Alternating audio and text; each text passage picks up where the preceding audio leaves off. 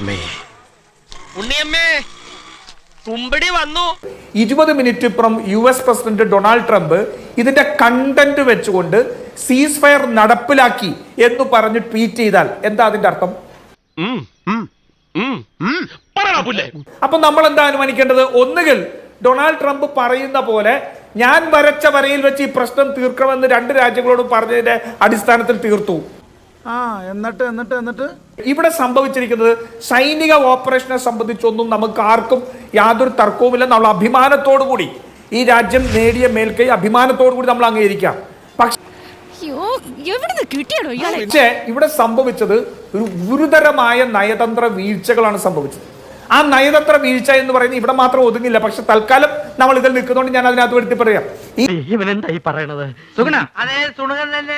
രണ്ട് nuclear neighbours തമ്മിൽ ഇങ്ങനെ പ്രശ്നം ഉണ്ടാകുമ്പോൾ അമേരിക്ക ഇടപെടുന്നത് എല്ലാ തവണയും പതിവാണ്. ഇത്തവണ അവരത് പുറപ്പുറത്ത് കയറിയെന്ന് വിളിച്ചു പറഞ്ഞു എന്നുള്ളതല്ലേ ഉള്ളൂ. അതെ അഭിലാഷേ, അതിൽ തർക്കമില്ല. ചരിത്രം ഒന്നുകൂടി ആലോചിക്കണം. കോൺഗ്രസിന്റെ ചരിത്രം എന്തായിരുന്നു? അവർ എന്നാണ് സൈന്യത്തെയും ഇന്ത്യൻ ചരിത്രത്തെയും ഇന്ത്യൻ സൈന്യാധിപരെയും വിശ്വസിച്ചിട്ടുള്ളത്? ഇത് വടി കൊടുത്ത് അടി വാങ്ങുന്ന പരിപാടിയാണല്ലോ ബാബു. കാർഗിൽ വാർ നടന്നപ്പോൾ അവർ എന്താണ് പറഞ്ഞത്? കാർഗിൽ വാർ പറഞ്ഞപ്പോൾ അവർ ഈ രാജ്യത്തിനെയും രാജ്യത്തിന്റെ സൈന്യത്തിനെയും എതിരെ പറഞ്ഞത് നമ്മൾ മറന്നുപോയോ? പറഞ്ഞിട്ടില്ല. പുൽവാമ അറ്റാക്ക് നടന്നപ്പോൾ എന്താണ് പറഞ്ഞത്? അത് സൈന്യമല്ല, അത് മറ്റൊരു രാഷ്ട്രമല്ല, തീവ്രവാദികളല്ല, അത് നടത്തിയത് BJP ആണ്, നരേന്ദ്രമോദിയാണ് എന്ന് വരെ പറഞ്ഞില്ലേ? ഞാനൊന്നും പറഞ്ഞിട്ടില്ല. മുതലാളി ഒരു പ്രാവശ്യം പറഞ്ഞിട്ടുണ്ട് ബോട്ടിൽ വെച്ച്. മുതലാളി മറന്നുപോയതാ. അതിനുശേഷം ബാരാക്കോട്ട് അക്രമം നടന്നപ്പോൾ അതിന് തെളിവ് എവിടെയെന്ന് ചോദിച്ച നേതാവിന്റെ പേര് ഞാൻ പറയണോ? അപ്പൊ നിരന്തരമായി സൈന്യം എന്തു പറഞ്ഞാലും ഈ രാജ്യത്തിന് അനുകൂലമായ ഒരു കാര്യവും ഇതൊരു നടത്തു പോണ മാതിരില്ല.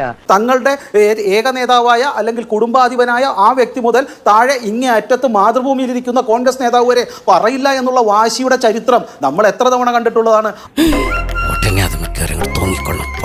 അതുകൊണ്ട് ഇവർ പറയുന്ന രാഷ്ട്രീയ ചരിത്രമല്ല ഇന്ന് രാജ്യത്തുണ്ടാവുന്നത്. ശശി തരൂർ എത്ര മാന്യമായിട്ട് പറഞ്ഞു.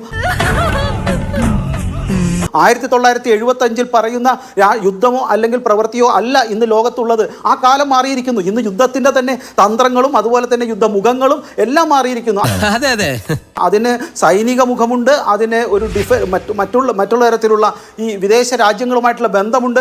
ആ ഇത്രയും വലിയ ഗതികെട്ടവൻ ഈ ലോകത്ത് വേറെ ആരെങ്കിലും ഉണ്ടാവും എന്റെ കർത്താവേ? കാര്യം തന്നെ നോക്കൂ. ഇന്ന് ചരിത്രത്തിൽ ആദ്യമായി പാകിസ്ഥാൻ യുദ്ധത്തിന് ഇറങ്ങിയപ്പോൾ പാകിസ്ഥാന്റെ കൂടെ നമുക്കറിയാം 1 or 2 രാജ്യങ്ങൾ ഒരു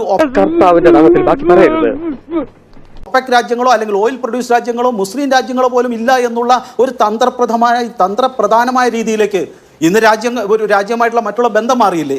അതെന്തുകൊണ്ടാണ്? ഇനി മറ്റൊരു കാര്യം ചോദിക്കട്ടെ. ഇവിടെ നമ്മൾ പൊഖ്റാനിലെ അണുബോംബ് സ്ഫോടനം നടത്തി, പരീക്ഷണം നടത്തി. അന്ന് ഇതേ കോൺഗ്രസിന്റെ നേതാക്കൾ നമ്മളോട് എന്താ പറഞ്ഞത്?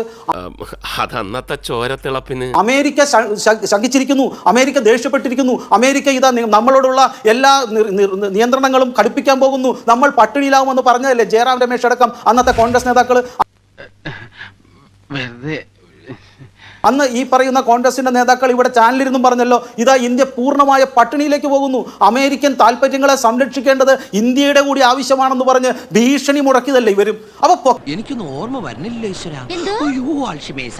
പൊഖ്റാന്റെ കാലഘട്ടത്തിൽ സൗമ്യനായ അടൽജിയെ പോലും നിരന്തരമായി രാഷ്ട്രീയമായി ആക്രമിക്കുകയും ഇത് രാഷ്ട്രീയമല്ലെന്നും ഇത് യഥാർത്ഥത്തിലുള്ള ഭാരത സ്നേഹമല്ലെന്നും ഇന്ത്യ തകർക്കുവാൻ പോകുവാണെന്നും പട്ടിണിയിലേക്ക് പോകണമെന്നും എന്നല്ലേ ഇവർ നിരന്തരമായി പറഞ്ഞിരുന്നത്? അതുകൊണ്ട് ഇവരുടെ രാഷ്ട്രബോധം അല്ലെങ്കിൽ ഇവരുടെ രാജ്യസ്നേഹം ഇവർക്കെന്നും ഓരോ കാലഘട്ടത്തിൽ ഇന്ത്യയെ തകർക്കുവാനും ഇന്ത്യക്കെതിരെ ഇന്ത്യയുടെ പ്രധാനമന്ത്രിയെ നാണം കെട്ട പ്രധാനമന്ത്രി എന്ന് വിളിക്കുമ്പോൾ ഇവർക്ക് എന്തോ പ്രത്യേക ഒരു സന്തോഷം കിട്ടുന്നുണ്ട്. പ്രത്യേകിച്ച് ഇന്ന് കേരളത്തിലുള്ള ചില കോൺഗ്രസ് നേതാക്കൾക്ക് ഇത്തരത്തിലുള്ള മര്യാദഘട്ട ഭാഷ അത് നിരന്തരമായി പ്രധാനമന്ത്രിക്കെതിരെ ഉപയോഗിക്കുമ്പോൾ എന്തെങ്കിലും രാഷ്ട്രീയ നേതൃത്വത്തിന് ഗുണം കിട്ടുന്നു അല്ലെങ്കിൽ അവരുടെ ഉയർച്ച കിട്ടുമെങ്കിൽ അതായിക്കോട്ടെ, എനിക്ക് പ്രശ്നമില്ല. അടിയിൽ കോംപ്രമൈസ് ഇല്ല. പക്ഷേ ഇത് കാണുന്ന ജനങ്ങൾക്കറിയാം ഇവർ നിരന്തരമായി ചെയ്ത ചരിത്രം, ഇവരുടെ ഭാഷ നിരന്തരം എന്നെങ്കിലും ഭാരതം ഉയർന്നു വരുമ്പോൾ ഇങ്ങനെ പോയാൽ സംഗതി കുഴയും. സ്വാതന്ത്ര്യ സമരത്തിന് ശേഷം നിരന്തരമായി ഇത്തരത്തിലുള്ള BJP സർക്കാരിനെ അല്ലെങ്കിൽ മറ്റുള്ള സർക്കാരിനെ തകർക്കുന്ന അല്ലെങ്കിൽ നാണം കെടുത്തുന്ന രീതിയെ തന്നെയാണ് ഇവർ പറഞ്ഞത്. ഞാൻ പറഞ്ഞിട്ടില്ല. ഒരു കാര്യം കൂടി ഞാൻ പറഞ്ഞിട്ട് അവസാനിപ്പിക്കാം. പണ്ട് നമുക്കൊരു ചരിത്രമുണ്ടായിരുന്നു. വലിയ പ്രശ്നങ്ങൾ നടന്നപ്പോൾ അടൽ ബിഹാരി വാജ്പേയി പ്രതിപക്ഷ നേതാവിനെയാണ് പണ്ട് വിദേശത്തേക്ക് UN-ലേക്ക് അന്നത്തെ പ്രധാനമന്ത്രി അയച്ചത്. ഇങ്ങനെയാണെങ്കിൽ ഞാൻ കളിക്കല്ല, ഞാൻ നേരെ ചിറാപുഞ്ചിയിൽ പോയി മണം വിൽക്കാൻ പോകുന്നു. ഇന്ന് അയച്ചിരുന്നെങ്കിൽ അത് തന്നെ പാകിസ്ഥാന് പൂർണ്ണമായ അവകാശവാദം ഉന്നയിക്കുവാനുള്ള കാരണങ്ങളാവില്ലേ? ഇവരുടെ ട്വീറ്റുകൾ തന്നെയല്ലേ ഇന്ന് പാകിസ്ഥാൻ മാധ്യമങ്ങൾ ആഘോഷിക്കുന്നത്? ഈ കേരളത്തിലെ കോൺഗ്രസിന്റെ ട്വിറ്റർ തന്നെയല്ലേ പലപ്പോഴും പാകിസ്ഥാൻ ആഘോഷിച്ചതും അവർ അന്താരാഷ്ട്ര മാധ്യമങ്ങളിൽ പുറപ്പെടുവിച്ചതും? ചെറിയൊരു തലയിറക്കം. അപ്പൊ നമ്മൾ എവിടെ പറഞ്ഞു നിർത്തി? പറയാതെ തന്നെ കിട്ടിയല്ലോ. ഞങ്ങൾക്ക് അതിനകത്ത് സംഭവിച്ച വീഴ്ചകളെ സംബന്ധിച്ച് ഞങ്ങൾക്ക് ചോദ്യങ്ങളുണ്ട്. ഞങ്ങൾക്ക് പെഹൽഗാമിൽ സംഭവിച്ച വീഴ്ചകളെ സംബന്ധിച്ച് ഞങ്ങൾക്ക് ചോദ്യങ്ങളുണ്ട്. ആ ചോദ്യങ്ങൾ ചോദിച്ചുകൊണ്ട് തന്നെ ഇരിക്കും. പട്ടിയുടെ വാല് പന്തിരാണ്ട് കാലം കൊള്ളിട്ടിട്ട് എന്താ കാര്യം? പട്ടിക്ക് കൂടി തോന്നണ്ടേ അത് നിവർത്തിയെടുക്കണോന്ന്? കഷ്ടം. അങ്ങ് മറുപടി പറയാൻ പറ്റാതെ പോയ കാര്യമില്ലേ? എന്തുകൊണ്ട് അമേരിക്കൻ പ്രസിഡന്റിനോട് മൈൻഡ് യുവർ ബിസിനസ് എന്ന് പറയാൻ നരേന്ദ്രമോദിക്ക് കഴിയുന്നില്ല എന്നുള്ളത് ഇവനെന്തായി പറയണത്? അങ്ങക്ക് മറുപടി പറയാൻ കഴിയില്ല. എനിക്കും അറിയാം. തുമ്പിയെ കൊണ്ട് കല്ലെടുപ്പിക്കരുത് എന്നുള്ള ഒരു ഇതുണ്ട്. തുമ്പിയെ കൊണ്ട് കല്ലെടുപ്പിക്കാൻ പറ്റില്ല. അങ്ങനെ കൊണ്ട് കഴിയാവുന്നത് ഡൊണാൾഡ് ട്രംപ് മൈ ഫ്രണ്ട് എന്ന് വിളിച്ചുകൊണ്ട് 120 കോടി കൊടുത്ത് ആ അഹമ്മദാബാദിൽ ചേരികൾ മറിച്ച് കെട്ടിപ്പിടിക്കാനും ആ അമേരിക്കയിൽ പോയി ഡൊണാൾഡ് ട്രംപിന്റെ ഇലക്ഷന് അബ്കി ബാർ ട്രംപ് സർക്കാർ എന്നും പറയുന്ന വിട്ടുവേലത്തരത്തിന് മാത്രമേ അയാളെ കൊണ്ട് കൊള്ളുള്ളൂ. ഈ വേണ്ടാത്ത കാര്യങ്ങൾ പറയല്ലേ. കോൺഗ്രസ്സുകാർ നേരത്തെ സ്ഥിരം പറയുന്ന മറ്റൊരു തുണയുണ്ട്, ബ്രഹ്മോസ് അവരുണ്ടാക്കിയതാണെന്ന്. ഇത് ഞാൻ കുറെ പ്രാവശ്യം ഇത് രാജു പറഞ്ഞു എനിക്ക് അറിഞ്ഞൂടാ കേട്ടോ. ഇതൊരു നടക്കി പോണ ലക്ഷണില്ല. ഈ ബ്രഹ്മോസിന്റെ ചരിത്രം നോക്കി ഞാൻ 1983 APJ അബ്ദുൽ കലാം, അത് മഹാനായ അബ്ദുൽ കലാം, അദ്ദേഹം 2ാം പ്രസിഡന്റായപ്പോൾ ആരാണ് തോപ്പിച്ചതെന്ന് രാജുവിന് ഓർമ്മയുണ്ടോന്ന് എനിക്ക് അറിഞ്ഞൂടാ. അദ്ദേഹം ഇത് സ്റ്റാർട്ട് ചെയ്തത്. രാജു എപ്പോഴെങ്കിലും സംശയം കിട്ടുമ്പോൾ ചോദിക്കണം. 2005 ഡൽഹി സീരിയൽ ബ്ലാസ്റ്റ് ഏത് പ്രധാനമന്ത്രി ആരോട് ചോദിച്ചു, എവിടെ നിന്ന് ചോദിച്ചു, എന്ത് ചോദിച്ചു എന്നൊക്കെ പ്രധാനമന്ത്രിയെ കുറിച്ച് അങ്ങേര് പറയുന്ന ഭാഷ ഞാൻ പറയുന്നില്ല. 2006 വാരണാസി ബോംബ് ബ്ലാസ്റ്റ് ഉണ്ടായി. ഏത് പ്രധാനമന്ത്രി എവിടെ നിന്ന് ചോദിച്ചു, ആരോട് ചോദിച്ചു, ആരെ കിട്ടി, ആരോട് യുദ്ധം ചെയ്തു? 2006 തന്നെ മുംബൈ ട്രെയിൻ ബ്ലാസ്റ്റ് ഉണ്ടായി. 209 പേര് മരിച്ചു. നീ അറിഞ്ഞ ഞാൻ പിന്നെ എന്തുണ്ടായി? ഒരു പ്രധാനമന്ത്രി നെഞ്ചുയർത്തിയോ ആരോടോ ചോദിച്ചിട്ടുള്ള ഒരാളോടും വെടിവെച്ച് ഒന്നുമില്ല, അങ്ങോട്ടും പോയില്ല. 2006 മാൽഗോ ബോംബ് ബ്ലാസ്റ്റ് ഉണ്ടായി. 2007 സംജോത ബ്ലാസ്റ്റ് ഉണ്ടായി. 2008 ജയ്പൂർ ബ്ലാസ്റ്റ് ഉണ്ടായി. 2008 അഹമ്മദാബാദ് ബോംബിംഗ് ഉണ്ടായി. 2008 ഡൽഹി ബോംബിംഗ് ഉണ്ടായി. 2008 തന്നെ മുംബൈ അറ്റാക്ക് ഉണ്ടായി. 2010 പൂനെ ഇവനെന്ത് വിവരക്കേടാ ചോദിക്കുന്നത്? 2011 മുംബൈ ബ്ലാസ്റ്റ് ഉണ്ടായി. 2011 ഡൽഹി ബ്ലാസ്റ്റ് ഉണ്ടായി. 2011 ഹൈദരാബാദ് ബ്ലാസ്റ്റ് ഉണ്ടായി. ഇത്തരത്തിൽ നിരന്തരമായി ബ്ലാസ്റ്റ് ഉണ്ടായപ്പോ ഇവിടെ ഇരുന്ന് ഉറക്കെ പറഞ്ഞിട്ട് കാര്യമില്ല. സ്വന്തം ഭരണകാലത്തിൽ നട്ടലോടെ നിവർന്നു നിന്ന് എഴുന്നേറ്റ് നിന്ന് ചോദ്യം ചോദിക്കാൻ പറ്റാഞ്ഞിട്ടാ സത്യം. ഞാൻ ആ വ്യാളി തലതല്ലി ചാവും.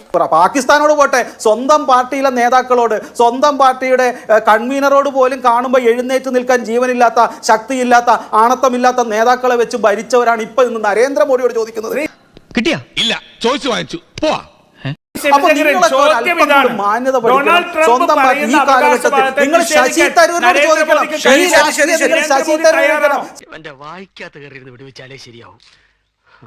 ശശി തരൂർ പറഞ്ഞിട്ടുണ്ട്, ഇവിടെ നിന്ന് എന്നോടല്ല രാജു, ഇവിടെ നിന്ന് എന്നോടല്ല ഒച്ച ഉണ്ടാക്കേണ്ടത്. പോയി സ്വന്തം പാർട്ടി പോയി ഒച്ച ഉണ്ടാക്കി ശശി തരൂരിനോട് ചോദിക്കുക. ഏക്കാനോട് ചോദിക്കുക എന്താണ് പുതിയ വാറെന്ന്, എന്താണ് ഇന്ത്യയുടെ കാലഘട്ടമെന്ന്, എന്തുകൊണ്ടാണ് ഇന്ത്യയോടൊപ്പം മറ്റ് രാഷ്ട്രങ്ങൾ നിൽക്കുന്നതെന്ന്.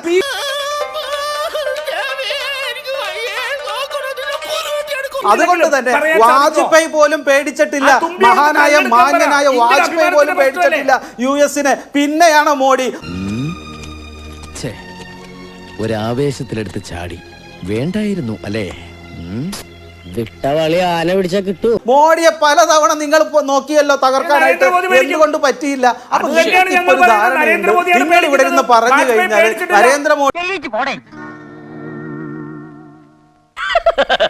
തൽക്കാലം ഇത്രയും മതി. വരട്ടെ.